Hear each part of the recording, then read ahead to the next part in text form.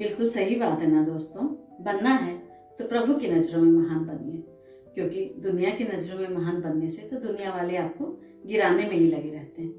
नमस्ते दोस्तों, मैं अनुराधा अपने चैनल अनुराधा ज्ञान में आपका स्वागत करती हूँ। एक छोटी सी कहानी, एक प्रेरणादायक कहानी आपको सुना रही हूँ।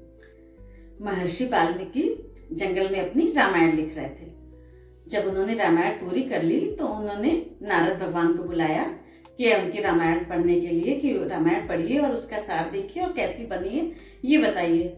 नारद जी आए तो वाल्मीकि जी ने महर्षि वाल्मीकि ने पूरी रामायण उनको पढ़ के सुनाई। नारद जी सुनते रहे, लेकिन उनके चेहरे के हाव भाव को देख के लग रहा था कि वो ज्यादा खुश नहीं है। वाल्मीकि जी को भी महर्षि वाल्मीकि को भी ये समझ में आ गया।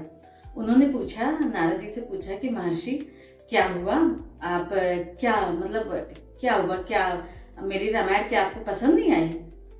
तो नारद बोले कि पसंद तो आई, लेकिन, और उनके चेहरे के हाव भाव भी सही नहीं लग रहे थे। तो महर्षि वाल्मीकि बोले कि लेकिन क्या? नारद जी ने कहा कि लेकिन जो आपने तो रामायण अच्छी लिखी है, बहुत अच्छी लिखी है, लेकिन मैंने अभी हनुमान जी की रामायण पढ़ी है, हनुमत रामायण, वो इससे बहुत ही अच्छी है। महर्षि वाल्मीकि भी सोच में पड़ गए कि ऐसा क्या है, मैंने तो अपना इतना समय लगाया इसमें और एक एक इतना बहुत ही अच्छा लिखा है, और ऐसा क्या है कि वो रामायण इतनी ज़्यादा अच्छी है, इतनी ज़्यादा नारद जी को इतनी ज़्यादा पसंद आई वो रामायण की, उसके आगे मेरी रामायण की तो कोई तारीफ ही नहीं कर रहा है। तो इनका मन, महर्षि वाल्मीकि का मन बहुत विचलित हो गया।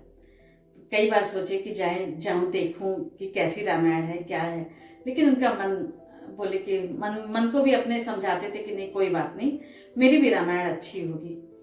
और उधर अयोध्या के राजा प्रभु श्री राम जब लंका पर उन्होंने विजय हासिल कर ली, तब वो अयोध्या लौट आए और हनुमान जी भी कुछ समय तो उनके पास रहे। फिर उनसे आज्ञा लेके, प्रभु श्री राम से आज्ञा लेकर वो कैलाश पर्वत पर चले गए शंकर भगवान की पूजा करने। वो पूजा भी करते थे भगवान की, और वहां पर एक शिला, बहुत बड़ी चट्टान थी, शिला थी, उस पर अपनी रामायण भी लिखते थे। अब इधर वाल्मीकि जी ने जब से सुना तब से उनका मन विचलित हो गया था, वो समझ ही नहीं पा रहे थे कैसे क्या करना है। तो एक दिन वो उठे और चले गए कैलाश पर्वत पर, वो भी चले गए और वहाँ हनुमान जी को देखा और वहाँ उनसे प्रणाम वगैरह हुआ, और उनसे सब, तो हनुमान जी ने आगे पूछा कि क्या बात है महर्षि, आप इतनी दूर कैसे आए, क्या कोई वजह होगी आने की? तो ये बोले कि आपकी रामायण की मैंने बहुत तारीफ सुनी है। कहाँ है आपकी रामायण? तो एक बड़ा सा शिला पड़ी हुई थी, चट्टान बहुत बड़ी हुई रखी हुई थी वहाँ।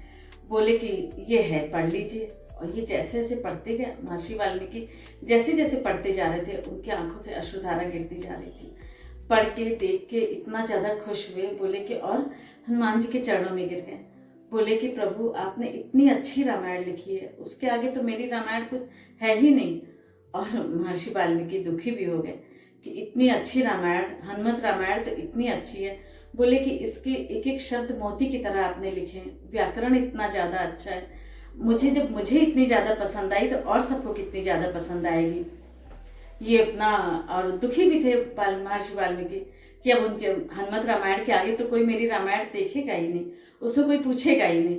अब हनुमान जी ने, जब दुखी थे तो हनुमान जी ने देखा कि बहुत दुखी हैं, तो बोले, उनसे वजह पूछी, क्या वजह है? तो वही बताया उन्होंने कि आपने इतनी अच्छी रामायण लिखी है, उसके आगे तो मेरी रामायण कुछ है ही नहीं। तो बोले, हनुमान जी बोले, बस इतनी सी बात है।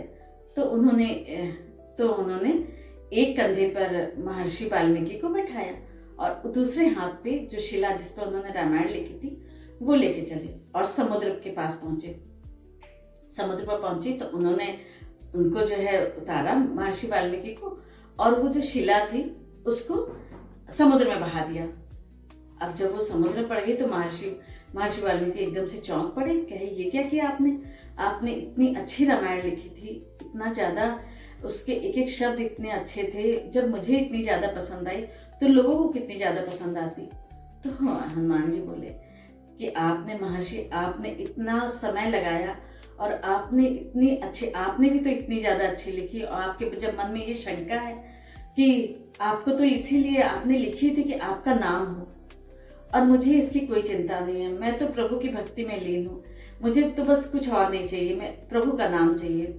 और मुझे कुछ भी नहीं चाहिए। तो जब आपको आपका नाम तो केवल इसी रामायण से होता, तो इसलिए मैंने अपनी रामायण बहा दी। अब महर्षि वाल्मीकि भी समझ गए कि इतना ज़्यादा राम से बड़ा राम का नाम, जान गए कि हनुमान जी की इतनी ज़्यादा पूजा, वो एक भक्त थे तब भी पूरी दुनिया उनका पूजा करती है, उनकी गायन करती है। तो हनुमान जी ने तो अपनी कोई परवाह नहीं की। प्रभु श्री राम की भक्ति में हनुमान जी इतना ज़्यादा लीन थे कि पूरी दुनिया उनकी पूजा करती है, उनका गायन करती है। केवल प्रभु की भक्ति करने से ही उनका इतना ज़्यादा नाम हुआ। तो सच ही है ना दोस्तों, आप भी काम करिए, हम आप जो भी काम करें वो इतने किसी फेम के चक्कर में नहीं करें, बस अपना काम करते रहें और हमको प्रसिद्धि तो अपने आप ही मिल जाएगी। थैंक यू दोस्तों, मेरी ये छोटी सी कहानी आपको कैसी लगी कमेंट करके ज़रूर से बताइए। मेरे चैनल को सब्सक्राइब कीजिए, वीडियो को लाइक कीजिए। Thank you so much.